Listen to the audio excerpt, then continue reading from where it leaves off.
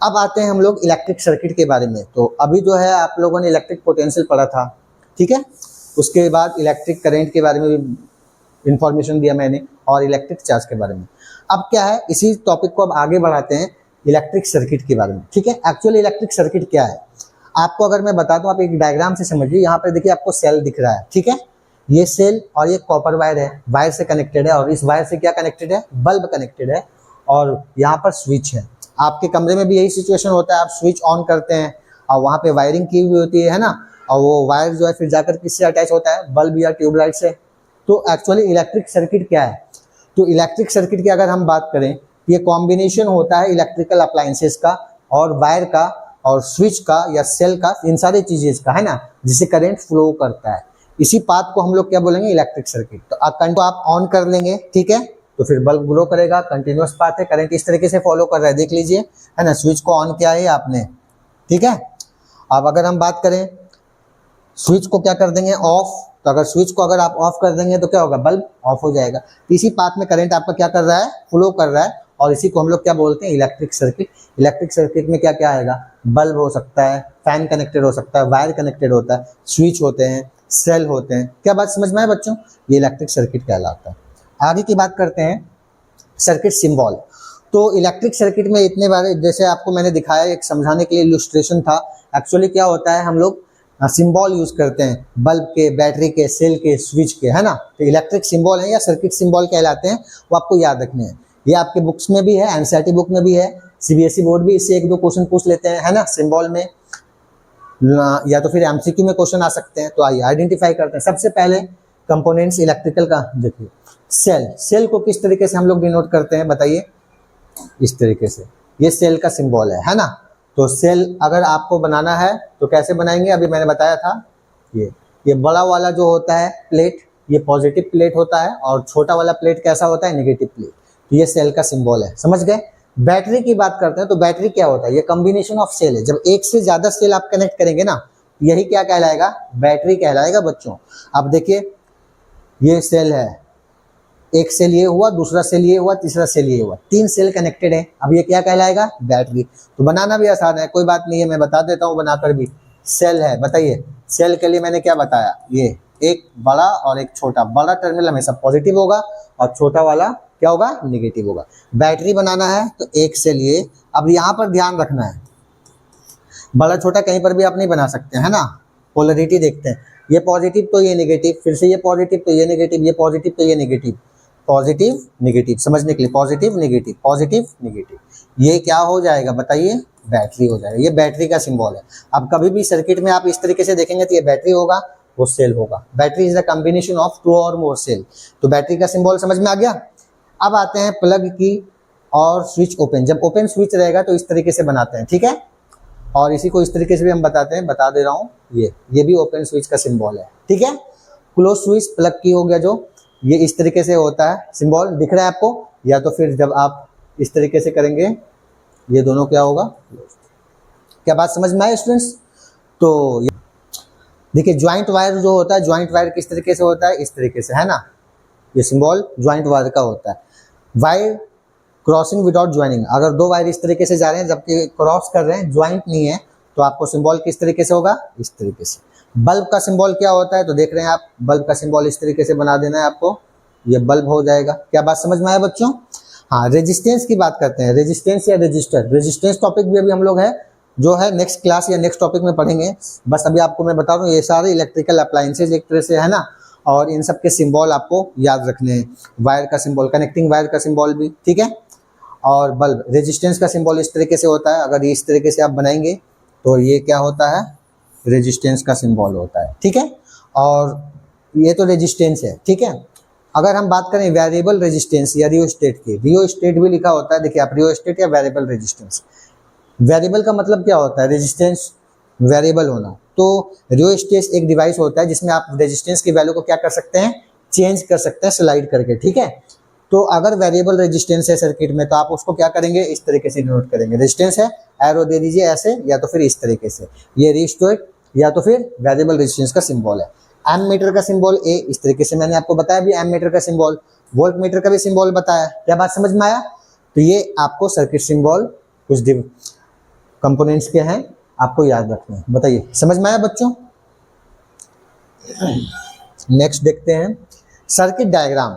जब आप सिंबल सीख लिया आपने, तब उस सिंबल को सर्किट डायग्राम में देखते हैं किस तरीके से। जब सारे इलेक्ट्रिकल अप्लायंसेस के जो एक रेगुलेटेड मैनर में सिंबल्स यूज करेंगे उसको हम सर्किट डायग्राम बोलेंगे। तो यह diagram which indicates how different components in a electric circuit have been connected by using electrical symbol. Symbol का यूज करके आप रिप्रेजेंट करेंगे कि किस तरीके से वो अप्लायंसेस कनेक्टेड है। इसी को हम लोग क्या बोल देंगे? Circuit diagram. देखिए आप यहाँ पर से बैटरी कनेक्टेड है, ये वायर है कनेक्टिंग वायर, ये बल्ब है, ये एमीटर है, ये क्या है बताओ? ये बल्ब है, ये क्या है? एमीटर है। सबका सिंबल यूज करके हम लोग एक सर्किट में शो कर रहे हैं। ये क्या बताया था मैंने? बैटरी है, ठीक है बच्चों। और ये दिख रहा है आपको क्या है? स्विच है, स्विच। तो इस तरीके से एक कंटिन्यूअस पाथ में किस तरीके से वो कनेक्टेड है ना, सारे कंपोनेंट्स। इसको हम लोग जब रिप्रेजेंट करते हैं तो इसे क्या बोलते हैं? Circuit diagram. ठीक है बच्चों, उम्मीद करता हूँ ये टॉपिक आपको जो मैं पढ़ा रहा हूँ समझ में आ रहा होगा, है ना। इसके अलावा अगर आपको कोई भी डाउट हो तो आप पूछ सकते हैं, ठीक है। चलिए अब आते हैं नेक्स्ट टॉपिक पर, ओम्स लॉ। ठीक है, ये बहुत ही इंपॉर्टेंट टॉपिक है ओम्स लॉ।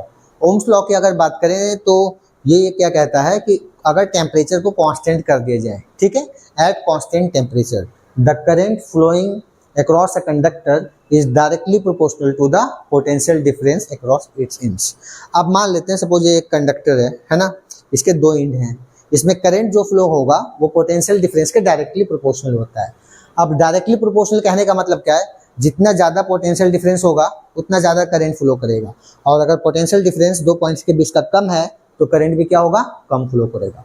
तो अब देखिए क्या है, eight constant temperature the current flowing through a conductor is directly proportional to the potential difference across its ends।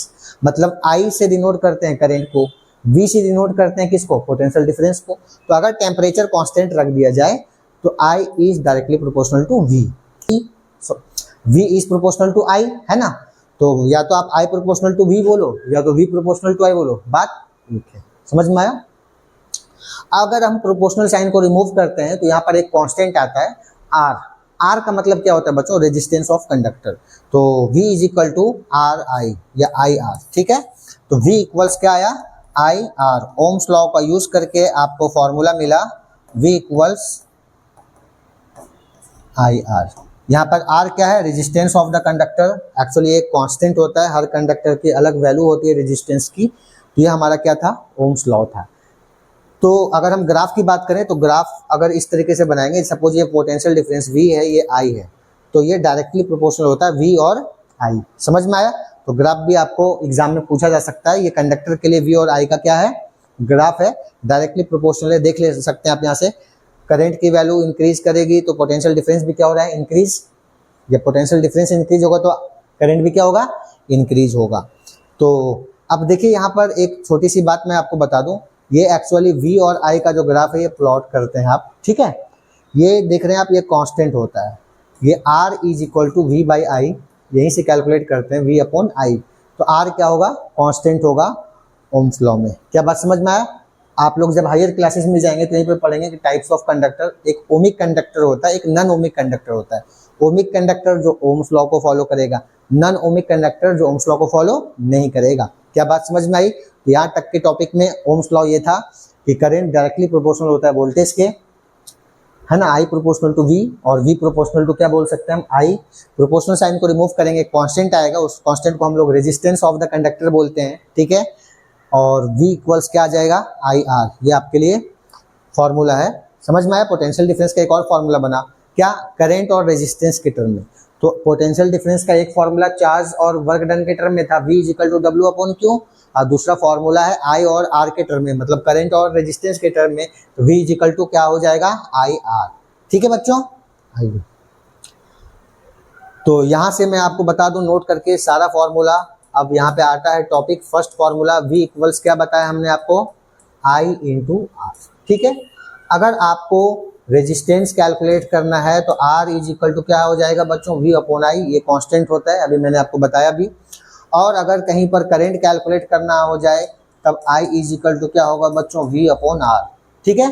ये सारे फॉर्मूले आपको याद रखने, एक फॉर्मूला भी याद है तो सारा बन जाएगा, और ये है आपका, ठीक है। तो V इक्वल्स आई आर, अगर रेजिस्टेंस कैलकुलेट करना क्रॉस मल्टीप्लाई कर दो V अपॉन, ठीक है, यहाँ पर भी आप मतलब इस न्यूमरेटर में लेकर चले जाओगे एक को डिनोमिनेटर में, ये क्या हो जाएगा R is equal to V upon I, I is equal to क्या हो जाएगा V अपॉन आई। अब यहाँ पर एक बात है, फिर से एक नोट, स्पेशल नोट कुछ क्वेश्चंस में आपको ध्यान रखने हैं, ठीक है, वो क्या है मैं बता रहा हूँ। यहाँ से देखिए I is inversely proportional to R, ये इनवर्सली प्रोपोर्शनल का मतलब अगर किसी को नहीं पता है तो मैं बता दूं। इनवर्सली प्रोपोर्शनल में क्या होगा, एक क्वांटिटी डिक्रीज होगा तो दूसरा क्वांटिटी इंक्रीज होगा, ठीक है, और अगर दूसरा क्वांटिटी इंक्रीज हो रहा है तो एक इंक्रीज होगा, तो डिक्रीज इंक्रीज, समझ में। अब यहाँ पे देखिए current is inversely proportional to resistance, अब यहाँ पे समझो अगर रेजिस्टेंस ज्यादा होगा तो करंट क्या होगा, कम। ये अच्छा क्वेश्चन है, क्वेश्चन आ सकता है इसे। अब क्या बोल रहा हूं मैं, अगर रेजिस्टेंस को कम कर दिया जाए तो करंट ज्यादा होगा। अब यही रीजन था जो मैंने आपको बताया था, वोल्ट मीटर में रेजिस्टेंस क्या होना चाहिए, हाई। अब बताओ, a volt meter should have high resistance, तो रेजिस्टेंस हाई होगा तो करंट उससे क्या होगा, कम फ्लो करेगा। इसी बात को मैंने आपको बताया था एम मीटर में, ammeter should have low resistance, ammeter का रेजिस्टेंस कम होगा तो करंट उससे क्या होगा, ज्यादा फ्लो करेगा। समझ में आया? चलिए, तो I is inversely proportional to are.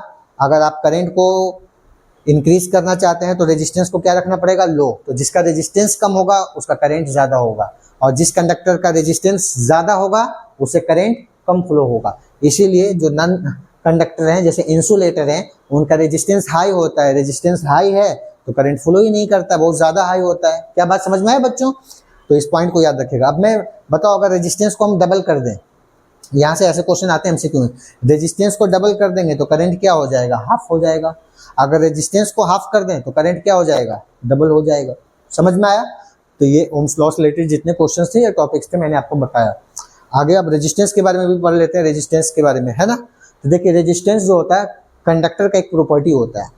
Resistance word का मतलब रेजिस्ट, अपोज करना, रुकावट डालना। अब ये समझिए इलेक्ट्रॉन फ्लो हो रहे हैं, ठीक है, तो इलेक्ट्रॉन के फ्लो होने को अपोज करने का प्रॉपर्टी, ताकि करंट इलेक्ट्रॉन फ्लो ना हो पाए, है ना, इसको अपोज करने की ही प्रॉपर्टी को हम लोग क्या बोलते हैं, तो रेजिस्टेंस बोलते हैं। समझ में आया? रेजिस्ट करता है, ये रुकावट डालता है इलेक्ट्रॉन के फ्लो को। अब इलेक्ट्रॉन का फ्लो होगा नहीं तो करंट भी नहीं ना फ्लो करेगा। क्या बात समझ में आ रहा है? इसीलिए हर कंडक्टर में रेजिस्टेंस तो होता है। समझ में आया? रुकावट डाला ही जाता है। And the property of a conductor due to which it opposes the flow of current through it is known as resistance। तो ओम्स लॉ में V is equal to I R था, R का मतलब रेजिस्टेंस, और resistance किसी भी conductor का property है। रेजिस्टेंस की वैल्यू से भी पता चल जाएगा कि करंट फ्लो करेगा हाई या लो। तो जिस कंडक्टर का रेजिस्टेंस हाई होगा करंट लो फ्लो करेगा, और जिस कंडक्टर का रेजिस्टेंस लो होगा उससे करंट ज्यादा फ्लो करेगा। बताइए, कंसेप्ट तो समझ में आ गया ना। अब देखिए, रेजिस्टेंस का formula potential difference divided by current. ये R इक्वल्स, अभी मैंने आपको बताया था V अपॉन I, अभी थोड़ी देर पहले ही बताया था, है ना। तो V I curve, V potential difference, I का मतलब करंट। ये कैसा होता है, स्ट्रेट लाइन होता है। तो आपको ग्राफ से भी क्वेश्चन आ सकता है। R इज इक्वल टू क्या होता है, V अपॉन I। तो V upon I her point पे आप कैलकुलेट कर सकते हैं। सपोज इस पॉइंट पे आपको पोटेंशियल दिया होगा, इस पॉइंट पे आपको करंट दिया होगा, है ना, तो आप इस पॉइंट पे आप ग्राफ से कैलकुलेट कर सकते हैं रेजिस्टेंस। कैसे, V अपॉन I, इस पॉइंट का पोटेंशियल डिवाइडेड बाय इस पॉइंट का करंट। तो ये एक्चुअली कांस्टेंट होगा, किसी भी जगह से आप निकालेंगे ये रेशियो सेम होता है। समझ में आया बच्चों? तो आइए, R इक्वल्स क्या हो गया, V अपॉन I कांस्टेंट होगा, और ऐसा यूनिट ऑफ रेजिस्टेंस होता है ओम। करंट का ऐसा यूनिट मैंने बताया था एम्पियर, ठीक है बच्चों। पोटेंशियल डिफरेंस का ऐसा यूनिट क्या बताया था, वोल्ट बताया था, और रेजिस्टेंस का ऐसा यूनिट क्या होता है, ओम। इसका सिंबल ये होता है ओम, इस तरीके से बनाएंगे, ओमेगा होता है ये, इसको क्या बोलते हैं हम, ओम। अब आते हैं 1 ओम के बारे में। तो 1 ओम क्या होगा, 1 वोल्ट डिवाइडेड बाई 1 एम्पियर। तो ये हो गया आपका रेजिस्टेंस। ये ग्राफ याद रखना है। आज हमने रेजिस्टेंस तक पढ़ा। नेक्स्ट टॉपिक पे आते हैं students, factors on which resistance depend. कौन कौन से फैक्टर्स पे रेजिस्टेंस क्या होते हैं हमारे, डिपेंड होते हैं। तो देखिए, सबसे पहले जो है वो लेंथ ऑफ कंडक्टर पे डिपेंड करता है। किस पर डिपेंड करता है, लेंथ ऑफ कंडक्टर पे। दूसरा, area of cross section of the conductor. Conductor thick है या थीन है, थीन वायर है या थिक वायर है, तो एरिया ऑफ क्रॉस सेक्शन पे डिपेंड करता है। और next, nature of material of the conductor. Conductor के नेचर ऑफ मटेरियल पर भी डिपेंड करेगा और टेम्परेचर ऑफ द कंडक्टर। तो 4 फैक्टर्स पे आपका रेजिस्टेंस डिपेंड करता है। कौन कौन सा? Length of the conductor, area of cross section, nature of the material and temperature of the conductor. क्या बात समझ में आई? तो क्वेश्चन आ सकता है on which of the following factors does the resistance of the conductor depend। तो आपको point याद रखने हैं, length of the wire, long wire है या शॉर्ट वायर है। दूसरा एरिया ऑफ क्रॉस सेक्शन है ना, मान लो एक ये है लेंथ और एक लेंथ ये है, तो बताओ इन दोनों में से रेजिस्टेंस किसका ज़्यादा होगा। इसी तरीके से हमें अभी पढ़ना है। तो जनरली जो है रेजिस्टेंस की बात कर ले हम लोग, तो resistance is directly proportional to length of the conductor, length of the conductor के डायरेक्टली प्रोपोर्शनल होगा। And resistance is inversely proportional to area of cross section, area of cross section के क्या होता है? इनवर्सली प्रोपोर्शनल होता है। तो आपने यहाँ पर देखा डायरेक्टली प्रोपोर्शनल मतलब क्या होगा, अगर लेंथ ज़्यादा होगा तो रेजिस्टेंस भी ज़्यादा होगा। तो लॉन्ग वायर का रेजिस्टेंस ज़्यादा होगा, शॉर्ट वायर का रेजिस्टेंस कम होगा। तो करंट के रिलेशन में अगर मैं आपको बताऊं तो बताओ लॉन्ग वायर या शॉर्ट वायर किसमें करंट ज़्यादा फ्लो करेगा। तो लॉन्ग वायर का देखिए आप रेजिस्टेंस ज़्यादा हो जाएगा, तो रेजिस्टेंस ज़्यादा हो जाएगा तो करंट कम फ्लो करेगा। अगर ये शॉर्ट लेंथ वायर है तो इसका लेंथ अगर कम है तो रेजिस्टेंस भी कम होगा, और रेजिस्टेंस कम है तो करंट ज़्यादा फ्लो करेगा। आया बात समझ में? चलिए अब देखते हैं यहाँ पे। तो first resistance is directly proportional to length and resistance is inversely proportional to area. Area जितना ज़्यादा होगा रेजिस्टेंस उतना कम हो जाएगा, समझ गए। और nature of metal of the conductor, कहने का मतलब वो कॉपर वायर है या एल्यूमिनियम वायर है ना। तो आपको पता है कॉपर वायर का कंडक्टर में यूज़ कर रहे हैं। क्या बात समझ में आया स्टूडेंट्स? और भी हैं वायर। तो टेम्परेचर पे 4 फैक्टर्स पे डिपेंड करते हैं। यहाँ से मैं आपको एक बात बता रहा हूँ, relation resistance is directly proportional to length of the conductor या वायर। एंड सेकेंड मैंने बताया resistance is inversely proportional to area, area के इनवर्सली प्रोपोर्शनल है। क्या बात समझ में आया? इन दोनों इक्वेशन को आप कंबाइन कर लेंगे अगर, तो क्या हो जाएगा, resistance is proportional to l upon a. और यहाँ पर इस प्रोपोर्शनल साइन को रिमूव करेंगे तो फिर से एक कांस्टेंट आता है, इसको हम रो बोलते हैं, रेजिस्टिविटी है ना, ये रो सिंबल है रेजिस्टिविटी का, एल अपॉन ए। तो आर इज इक्वल टू क्या आया, रो इंटू एल अपॉन ए। कब आप रेजिस्टेंस कैलकुलेट कर सकते हैं, लेंथ आपको कंडक्टर का पता हो, एरिया ऑफ क्रॉस सेक्शन पता हो और रेजिस्टिविटी पता हो, तब भी आप रेजिस्टेंस कैलकुलेट कर सकते हैं। क्योंकि रेजिस्टेंस आपको मैंने बताया 4 फैक्टर्स पे डिपेंड करते हैं, length of the conductor, area of cross section of the conductor, nature of material and temperature. तो यहाँ से हमारा एक रिलेशन मिला, resistance is equal to rho into l upon a. क्या बात समझ में आई बच्चों? रो के बारे में भी मैं बताऊंगा, स्पेसिफिक रेजिस्टेंस होता है कंडक्टर का, उसको ही हम लोग कहते हैं। तो इसका हम लोग यूज़ करेंगे अभी न्यूमेरिकल प्रॉब्लम में। आप फिलहाल अभी याद रखिए किस तरीके से अप्रोच करना है। यहाँ से देख सकते हैं लेंथ को अगर आप डबल कर देंगे तो रेजिस्टेंस भी डबल हो जाएगा, लेंथ को हाफ करेंगे तो रेजिस्टेंस हाफ हो जाएगा। यहाँ पर अगर हम सिर्फ एरिया की बात करें तो एरिया अगर आप हाफ करेंगे तो रेजिस्टेंस डबल हो जाएगा, एरिया को डबल करेंगे तो रेजिस्टेंस हाफ हो जाएगा। ठीक है,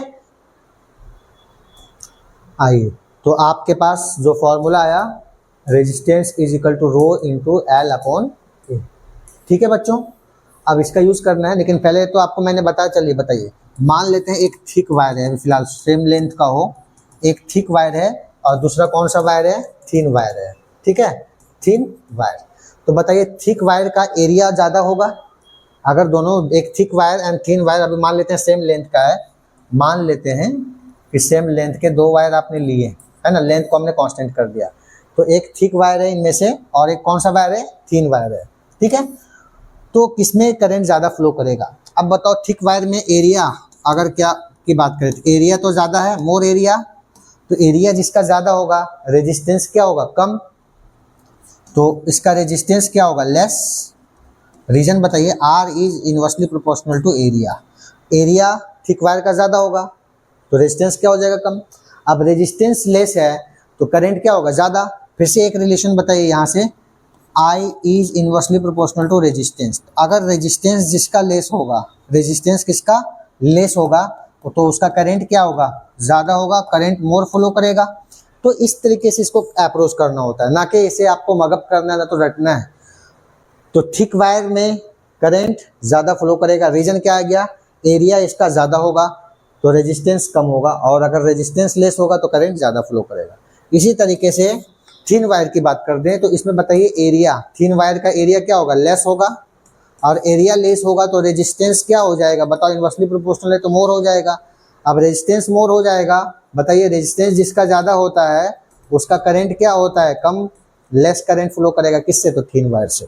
अब कंसेप्ट समझ में आ गया होगा मैं उम्मीद करता हूँ, बस ये दोनों कॉन्सेप्ट ही लगाना है। R is inversely proportional to A and I is inversely proportional to R। इसमें दोनों फॉर्मूले को लिंक करके मैंने आपको बता दिया।